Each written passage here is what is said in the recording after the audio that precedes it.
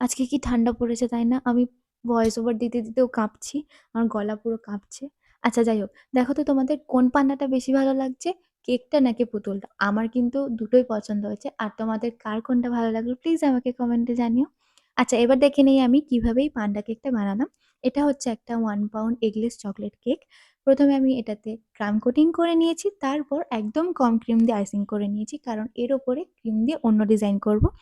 ১ম এ একটা পাইপিংকে সরু করে কেটে নিয়ে ওটাতে ক্রিম ভরে পুরো কেকটাতে এরকম একটা ডিজাইন করে নিয়েছি, যেটা তোমরা দেখলে। কিছুই না, জাস্ট হাতটাকে একটু কাঁপাতে হবে আর এই ডিজাইনটা হয়ে যাবে। তারপর চকলেট গানাশ দিয়ে চোখ, নাক, মুখ করে নিলাম। আর কানগুলো হচ্ছে আমি আগে থেকে চকলেট বানিয়ে রেখেছিলাম, সেটাই বসিয়ে দিয়েছি। তারপর কানগুলোতে একটু ডিজাইন করে দিলাম।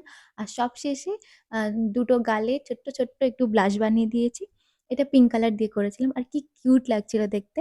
আমার একটা পান্ডা টেডি বিয়ার আছে। আমি কেকটা বানিয়ে ওই টেডি বিয়ারের পাশে নিয়ে গিয়ে দেখছিলাম যে কতটা একরকম লাগছে দেখতে আর কি সুন্দর লাগছিল দেখতে।